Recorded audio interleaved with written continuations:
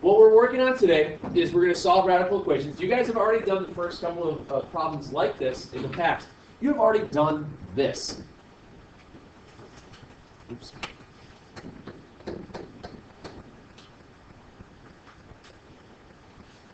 What do you do? How do you undo square rooting?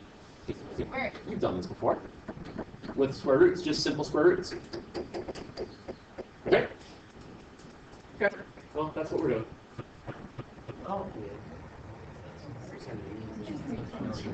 But it looks like this.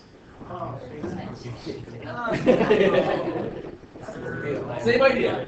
Same idea. Yeah, I know. What we're doing here is we're just taking, we're solving equations with nth roots. Okay? So you've got the cube root of x, then minus 4 equals 0. So in order to solve this, what do you do first? Add 4 to the other side. Very good. So you have the cube root of x is 4. How do you undo cube rooting? You cube it. So you cube both sides. The cube root of junk cubed is junk. 4 cubed is radical equations.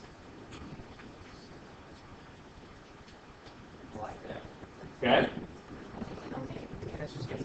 Oh yeah, of course. Come on now. You guys know me better than that. All right. 2x to the 3 halves equals 250. 2x to the 3 halves equals 250. Now, once again, in order to do anything first, you got to get the variable by itself. What do you do to get rid of the 2? Divide by 2. You get x to the 3 halves is 125. Now, your goal here is to wind up with a variable that has an exponent of 1. So, think about how you dealt with fractions in the past. If you had to undo multiplying by a fraction, what would you multiply by? The reciprocal. Same rules apply with exponents. In order to get rid of a fractional exponent, you have to raise that exponent to its reciprocal. So what's the reciprocal of 3 halves? 2/3. Okay? So if you bring one side to the 2/3, it means you have to bring the other side to the 2/3. Now, once again, you get x equals, well, what is the 2/3 root of 125? 25? Yeah, it's 25. And you did that with your calculator. Or, remember, you can't do these in your head. Believe it or not, I know you could. The denominator means the nth root. What's the cube root of 125? 5. What's 5 squared? 5. Ooh, it's got magical. Okay. So, not scary yet? Yet.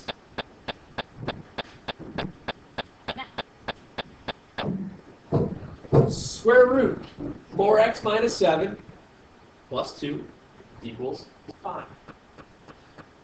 Once again, your goal is to solve for x, which means you have to, before you can get rid of the radical, you have to have just the radical with the junk underneath it on one side. So that means you've got to move everything else. How do you move a positive 2? You subtract 2 from both sides. So you wind up with square root 4x minus 7 is 3. So, what was that? How do you undo this now? Square them both. Square root of junk squared is junk. What does it have to equal? 9. Now how do you solve it? Add 7. And x is. So the other part of this stuff is that I would like you guys to start checking your solutions. Because as you get into these problems, what happens is that you may come up with what's called an extraneous solution. An extraneous solution is a solution that looks like it's going to work, but it's not going to work. So what you want to do is just take a minute or two and resubstitute in the original equation just to verify that it does work. Because every single one of the homework problems and anything on a quiz or a test, it's going to say check for extraneous solutions, which means you have to check your answers. Okay? So in order to do that, we take 4, we substitute back in. So you have 4 times 4 minus 7 plus 2. 4 times 4 is? 16 minus 7 is? Square root of 9 plus 2 is how much? It works. Uh-oh. What's wrong? Okay.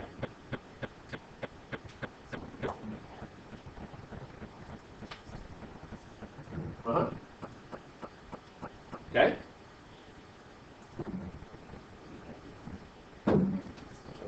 Same idea.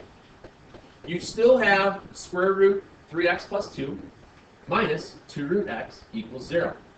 As you can see right now, you've got two variables. This problem is setting it up so that you would wind up with variables on both sides of an equation. Move one of them. Which one are you going to move? The 2x. How do you move the 2 root x? Add it. Very good. So I have square root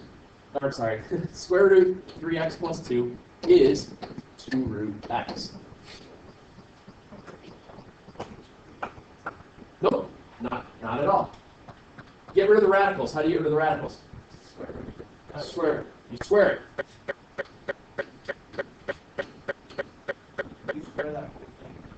On both sides. You square both sides.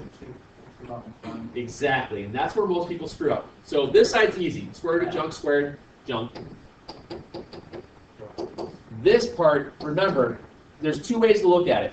It's 2 squared square root of x squared when you drop the exponent in, or it's 2 root x times 2 root x. So your answer is what, Jeremy? 4x. Most people will screw that up. Most people will screw that part up. So you distribute the 2. Yeah, you're using those exponent rules. It's not distributing, it's distributing the power. It just so happens that it looks like one. Okay. So what's x equal to here, guys? 2. Once again, check for extraneous solutions. So you're going to substitute back in. So you wind up with the square root of 3 times 2 plus 2. What's 3 times 2? 6 plus 2. What's the square root of 8? 2 root 2. What's 2 root 2 minus 2 root 2? It works. Okay. So it wasn't that they don't equally, they do equal each other, but you have to get rid of those radicals in order to figure out what the value of x is. And I haven't lost anybody yet? Okay. No. Have some faith. Now here's a dead giveaway of what's going to happen when you have what's called an extraneous solution. So you have x minus 4 equals the square root of 2x. Before you do anything, you've got to get rid of the radical. How do you get rid of the radical? You square both sides.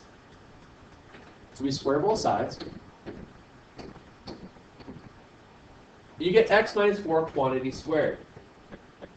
What does that wind up being?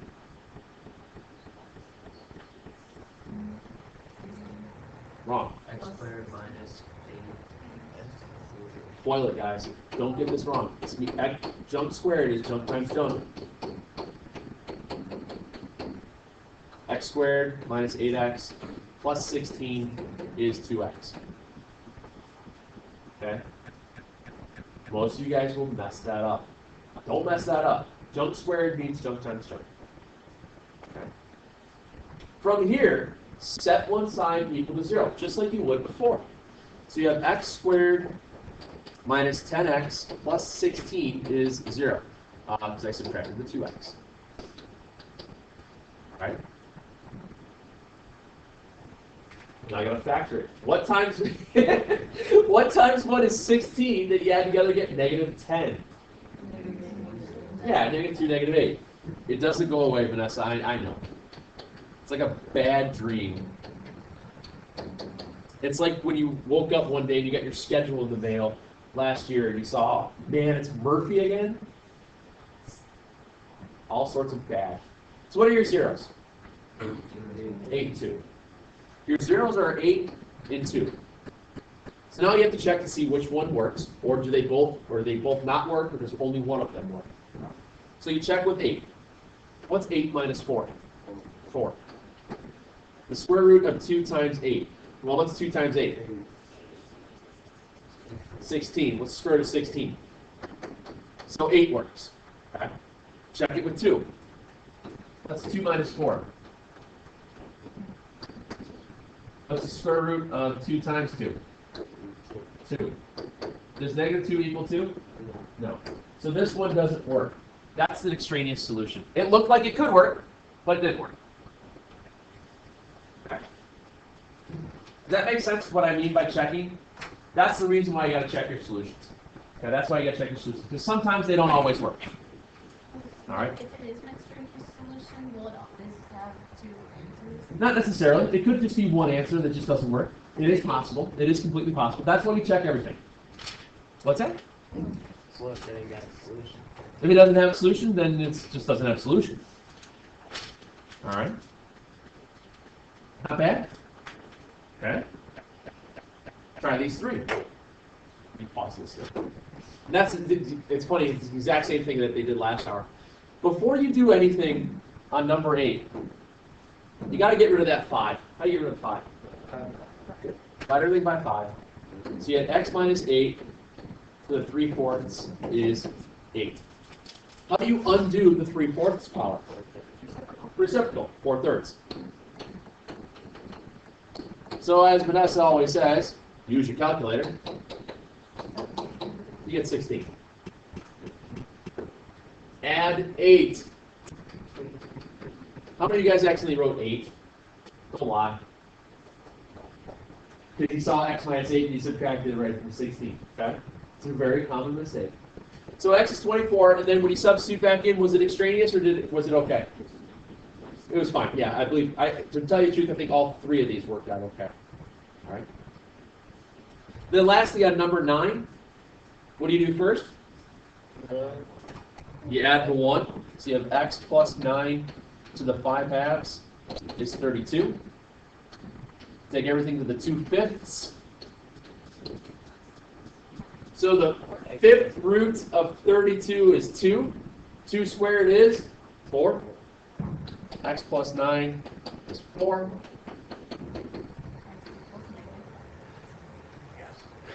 And with any luck, I believe this one also worked, correct? I remember all 3 of those should work. Did we get all those right? Yay! What's that? Careful, careful. All right, let's try something a little bit more difficult. In the essence of time, let's just do these 2.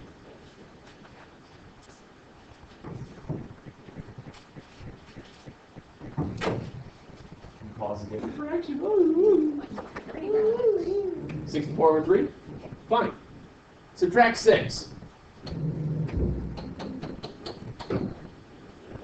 Cube everything. So 3x is 64. X is 64 over 3. You're fine. Leave it as a fraction because when you go to check to see if it's an extraneous solution, you have to substitute in cube root 3 times 64 over 3. What was the rest of it? Plus 6. Looky, looky. What's the cube root of 64? 4.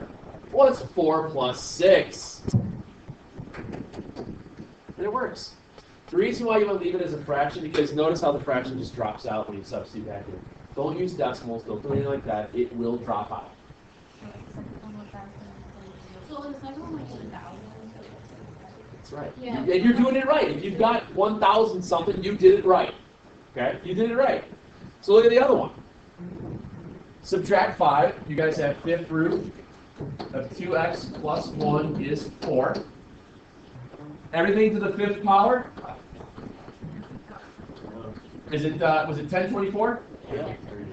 So, 1024, then it's 10.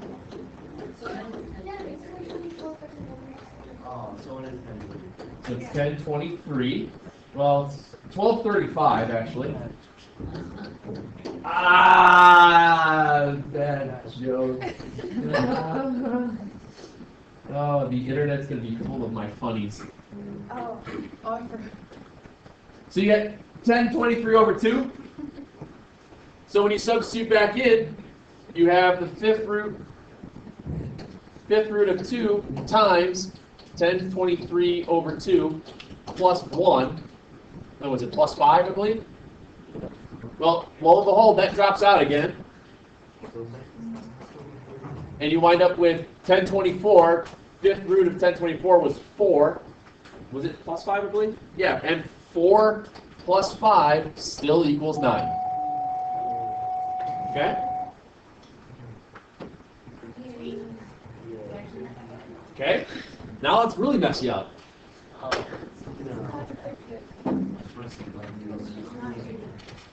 Last two.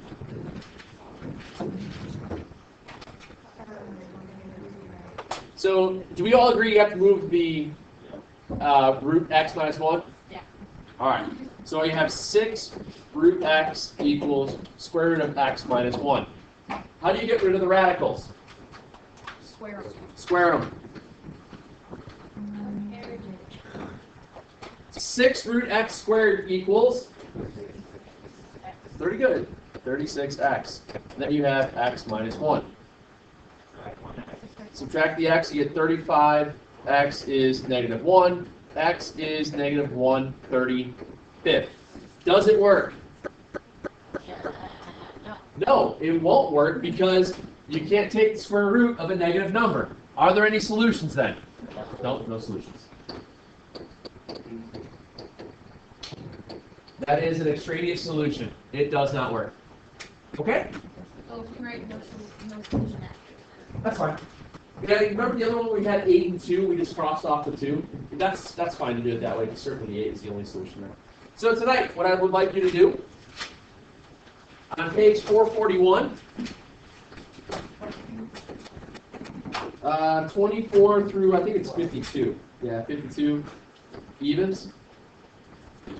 All right. You will have a couple god-awful looking fractions here and there, and if you get stumped on 42, it's not the end of the world. Okay? If you get stumped on 42, it's not going to be the end of the world. All right? You guys got a little bit of time. If you want to take a picture of it, take a picture of it.